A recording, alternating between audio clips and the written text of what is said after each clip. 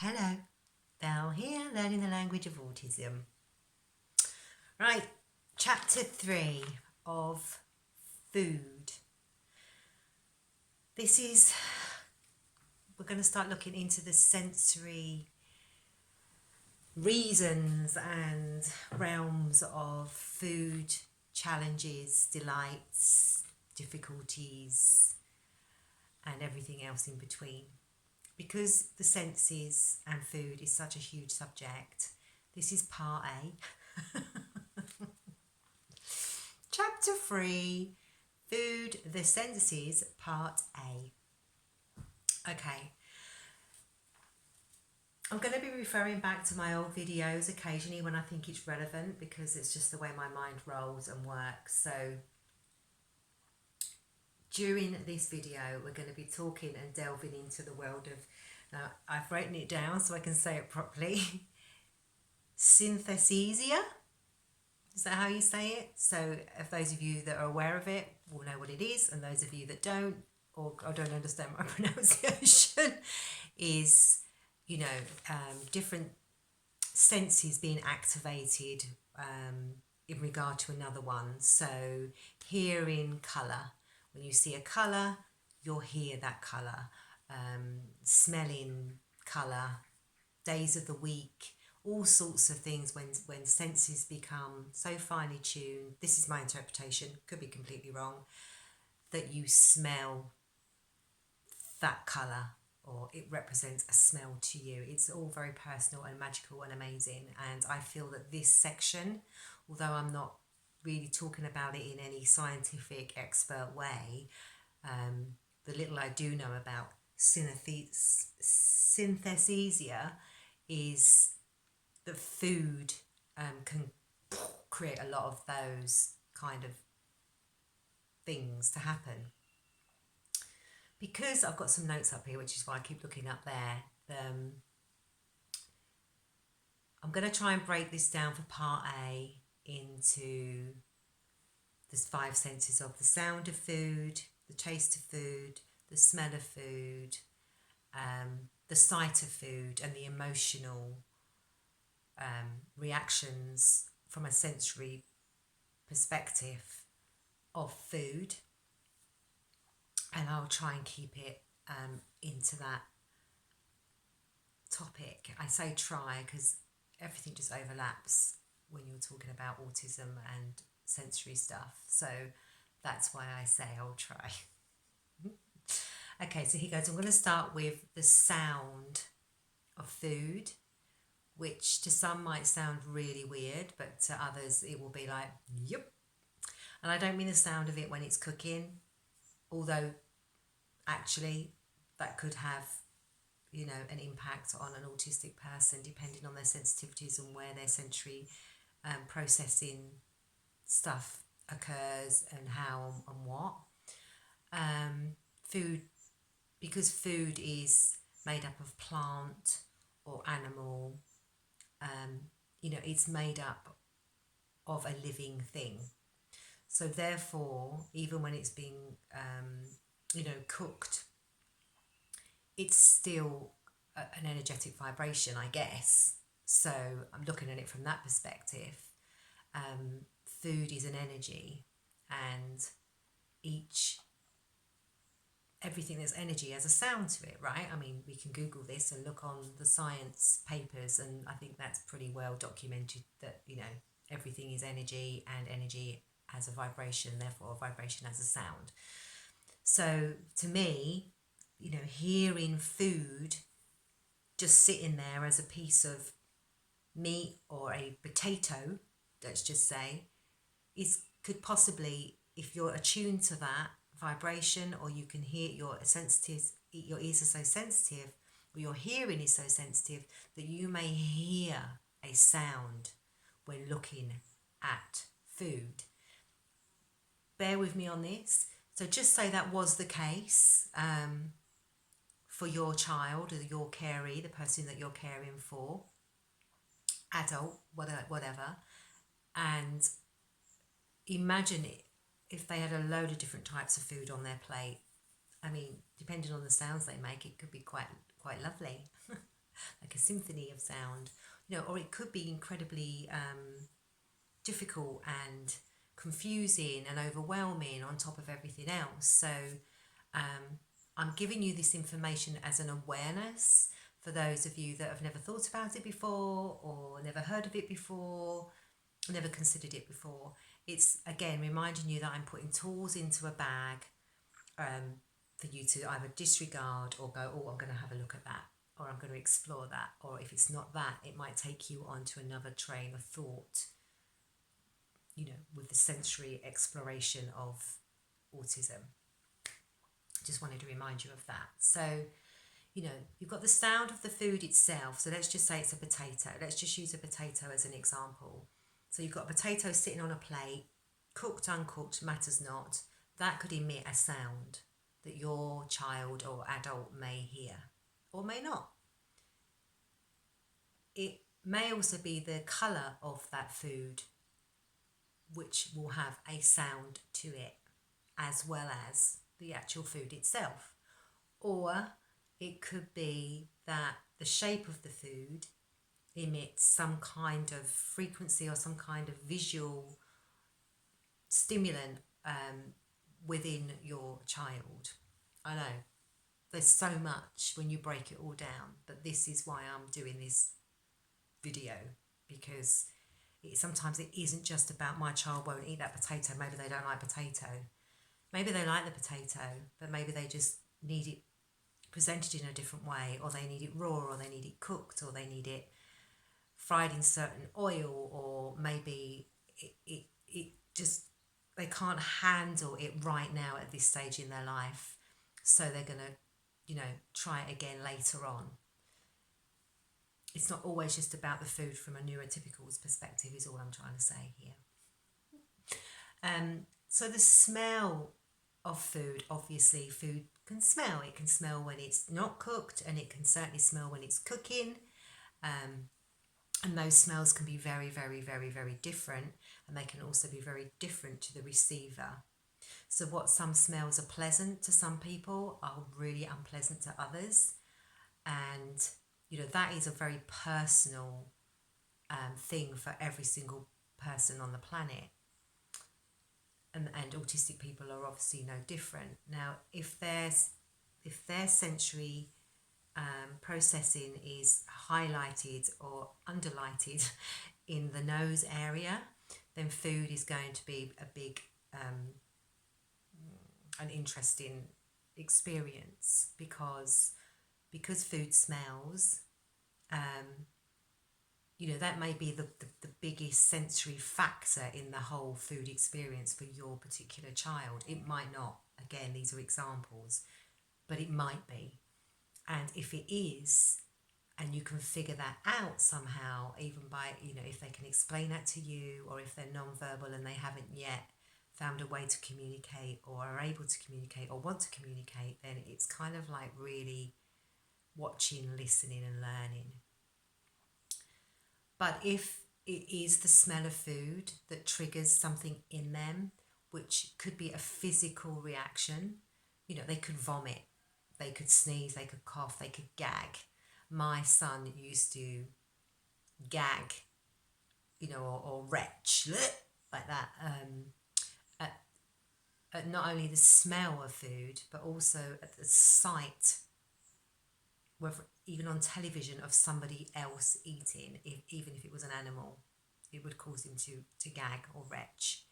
So that was a visual. And obviously if it was in the same room as him, then it was a visual, a sound, a smell, and everything else on top. He's out of that now. Remember the process? He was like that when he was little and very, very, very young and small. But now he's older, he doesn't do that. The smell of food, with all of us, we smell something and we could be taken back to a really happy memory, or a holiday destination, or something to do with when we ate that food, and that smell will just activate all of those memories in our mind, in our brain, and in our awareness, our subconscious. So what I've heard a lot of people say that are autistic is, it could trigger something. It could trigger an emotion. Everything is a very emotional experience for all of us, but a young lady, an autistic young lady, explained on some blog or group about the impact of emotional. Everything is an emotional experience for an autistic person. Everything is emotional because they feel everything so deeply that it's an emotional experience attached to every single experience they have. So it could be an emotion that makes them really happy. They remember that smell and it makes them happy. Great. And that will have physical manifestations. So whatever happy is for your autistic child or adult, whether they say I'm really happy, or they laugh, or they look happy, or whether they stim in a certain way, whether they jump up and down, whether they headbang, whether they slap their faces, or whether they just say the same word over and over and over again. There's an endless list of ways in which people express their happiness or their sadness or their scaredness or their whatever it is. So those are the things to look out for. It could also set off a memory of not only the smell of the food itself, where they, the memory of it, but where were they? And it might be where they were when they ate that food that is the unpleasant memory, not the food itself. Sometimes we focus on the obvious and we go, oh, they don't like those bananas, or they don't like, those apples. And it might not be that at all. It might be that there is too much in the way, like the environment might be too much. The noise, the amount of people around, other people eating, too many people eating, too many people talking, or it could just be that they don't like bananas. Do you know what I mean? There is that too. So it's like being a private detective. I mean, particularly because my child is non-verbal, he communicates in a non-verbal way. So, I've used other skills to figure out where he's at and why he is experiencing what he's experiencing. Maybe that's why it's taken so long. Maybe it won't take you guys quite so many years.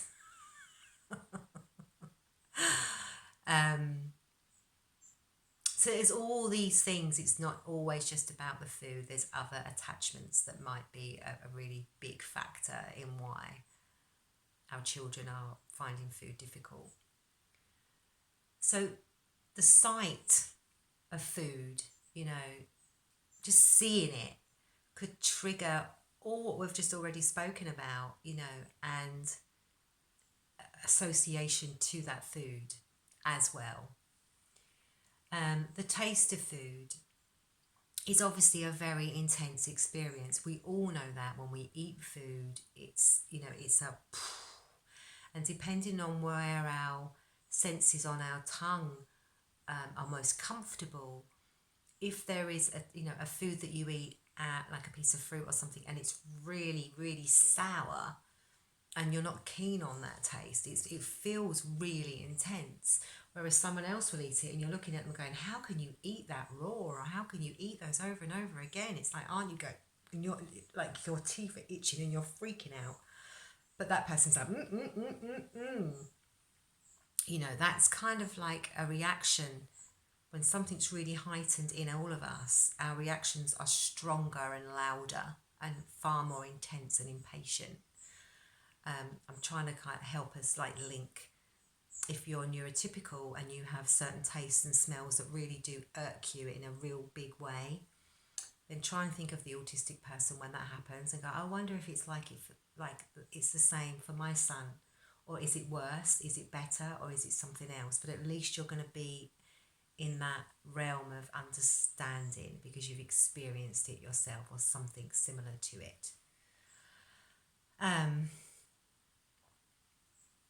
Because the taste of food is so personal and so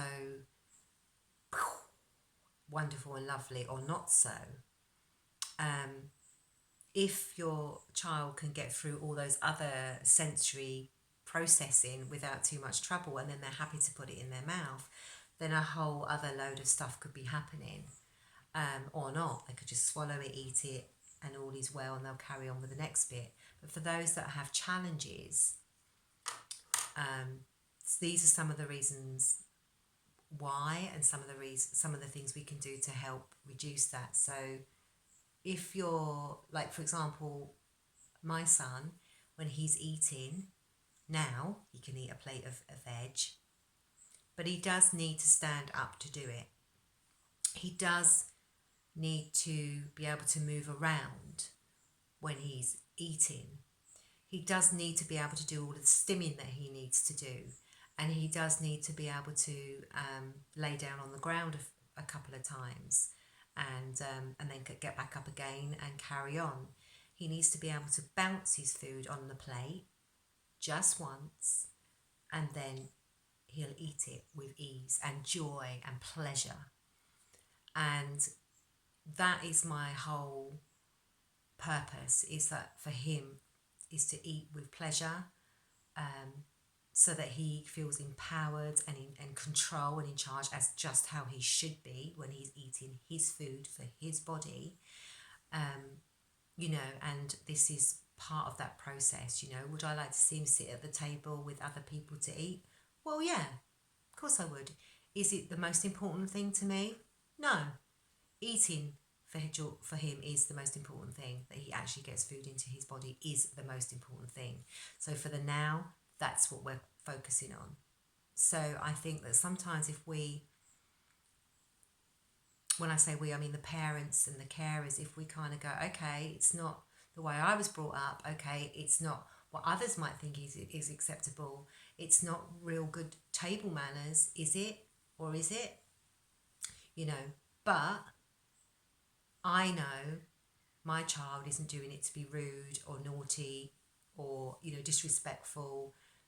It's because it's what they need to do in order for them to be able to eat and function and do it without stress. The last thing we want is our kids eating under pressure, under stress, because that isn't going to be good for the body and the adrenal glands. It's not going to be good for their emotions and their heart and their being. And nobody wants to eat under stress. Who wants to eat when they're stressed? And who wants food to become a stress? We need to eat to live. So it's worth taking a long time to get to a point where they can eat comfortably. It really is worth it. You know, as much as we get tired and we get frustrated and we get scared and we get worried, I think the more we try and hurry these things because of those fear factors, all you're going to end up doing is possibly creating a bigger fear in your child, a bigger wall, and a more of a resistance to eat. And that's not what we want. We're trying to fix this and get our kids to eat more food. Also, the taste of food and the sight of food and the smell of food and the sound of food, and by people just talking about food and using foodie words and foodie ingredients, can sometimes create a physical reaction in an autistic person that is like examples of itchiness, prickly, like thousands of ants crawling all over you, biting, or just crawling. Sometimes it's pleasant and it's tickly and it's fun and it's gentle and it's lovely and it makes you laugh. But sometimes words themselves can create these kinds of physical, emotional reactions. But it can also do that when you've got food and everything that we've already spoken about, as well as the word itself is like, you know, no one sense is separate. They're all encompassing. And, you know, that sounds pretty intense to manage, I think. So it's just things, food for thought, things for us to think about. It may not be like this for your child. It might be one of those things or none of those things. It might be a couple of those things, but it might be some of those things. And it means if we know, we can start to work around it. Knowledge is power. We all know if we understand something, we're more patient with it, we can accept it more. That I don't know can send a panic wave, you know, to all of us. And when we feel powerless, helpless, we just panic more. So I'm hoping that all this stuff, all this findings, all this learning that I've learned is helping us all to calm down a bit and feel more in control and more empowered and less afraid, and therefore giving our children the freedom to be who they are without us freaking out and challenging it every single time. We'll start to trust in their quirks and their stims and the way that they express themselves. We'll start to understand their individual language in a way that is less confusing for the neurotypical person trying to understand. And that's always the key, because ultimately it's about ensuring that your child is happy in this world and knows that they can be who they are without constantly having to apologise for it or constantly having to filter it or change it because other people just can't handle it.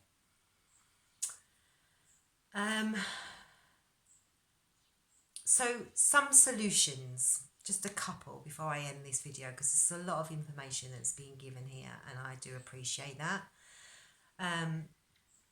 So when we're thinking about giving our child some food, we could just break it down for them so that there's less food, smells, tastes there to be dealing with. Obviously, you know where your child is in this process. So if it's not necessary, or I'm not asking you to go backwards or just do this for the sake of it. This is for, you know, kids that are really struggling with food and eating. It's like these are kind of ideas to try. So break everything right down and just offer them one or two different types, perhaps, as an example. You could also do that in pictures, you know, like real pictures of real food. I've taken endless photographs over the years for our son of all kinds of things. So take a picture of, you know, some almond nuts or some potatoes or some apples or some whatever it is, just them on its own as it's going to be presented to them. So therefore it's real. And then when they look at the picture, they'll know that that is exactly what they're going to get on their plate. Okay, I think sometimes we use, you know, in time, if pictures become something that they can use, and then then you can start using sort of symbols and PEX pictures that aren't real photos, then they can start to kind of like learn that language. But to begin with, I think, so that it's clear and that there's no unpleasant surprises, so you build up this really, really positive trust between you and your child. Use real photos wherever possible. I find they really, really do work really well, which makes perfect sense to me. So you could create like a menu board, you know, for breakfast, lunch, tea, or whenever your child does eat. It may not fall into those categories. I mean, ours don't. All the rules of normal social living have gone out the window, and I actually personally love it. It's great. I'm quite a free spirit, so I'm like, yay! We can get rid of some rules, create our own. It's great. You know, and try and get your child to be as involved, you know, wherever they can be and whatever levels they're at or interested in doing. Like, rather than do it all for them, kind of help them be a part of this process so they feel like they really understand and know and trust that this is for the good of them and them only. And something that they could use not just at home but at school and when they're staying at other people's places or with grandma or auntie or carers or whatever. You know, it's a life skill. It's something they can carry around with them wherever they go. A timetable board of if they need one, so that it's very routine based and it's very clear and clear cut for them, so they find security and safety and peace within that. You know, use a timetable board with their food menus. Try and keep it as uncomplicated as you can. And you know, there's loads of stuff on YouTube, Google, that you can research. That's what I've done, and people are so wonderful. They post all kinds of things and are so helpful. There's there's a whole range of knowledge and wealth and of information on PECs and information boards and boards and communication boards and all sorts of things. So it's worth Googling and spending some time, and just go on these, like I say, on every chapter of my videos that I do. Go onto Facebook and find some groups of autistic groups that are open to receiving neurotypical parents, and sharing and educating, because we're so lucky now in the time that we're in this social media time as parents to autistic children and adults that are so different from the average person. They're so different. The parents of the autistic adults that are around today that are helping us, their parents didn't have that. They were blindly walking in the darkness, no help from anyone. We're lucky, and the reason why I say that is because there are hundreds of autistic communities and people that are biting at the bit. Ask me a question. Ask me. I am autistic. I can help. That's why I say we're lucky. So talk to them, ask, and they can really help. Keep food amounts, not too overwhelmingly big to begin with. Kind of don't use it as only one crisp or one blueberry, but you know what I mean. Don't less is more. And if they want more, you can ask if they want more, and they can ask for more. But if there's too much, sometimes it could put them off, and they might think, I have to eat all of that. I can't. I can only eat, my son will only eat one almond nut, one cashew nut. He'll only eat one broad bean. He'll only eat one homemade burger. At the moment, he's beginning to eat 5 segments of a tangerine satsuma. A month ago it was only 2 bits. I've sort of put him more on, so now he's eaten 5 bits. So I mean, it's just a slow process. Okay, a real slow process. The slower we go, the easier we take it. Before you know it, you go, oh my God, look what they're eating. But it is a process, and it's stripping everything back to its bare minimum, if necessary. You can skip some of these processes with your kids. You know your children better than anybody. You might not understand the behaviours or why things happen, but you still know the behaviours happen. So whoever else comes into your child's life, whatever professional label they have, remember that you still know your child better than anybody else. Fact. So, that doesn't mean you know everything. I don't. I only wished I did. But I do know a lot more than anyone else. So, that's a good heads up. That's a good starting point as far as I'm concerned. So I'm going to end this video now on that note.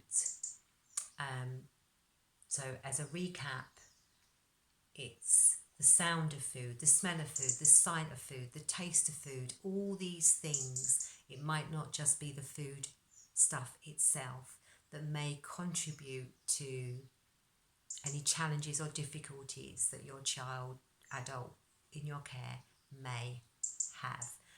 The purpose of this video was to open up your mind into those kinds of ways of thinking.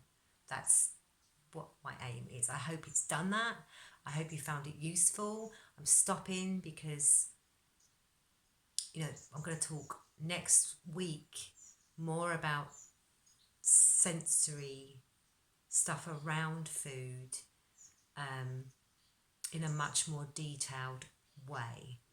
Going through each sense one at a time. So next week, let's start with the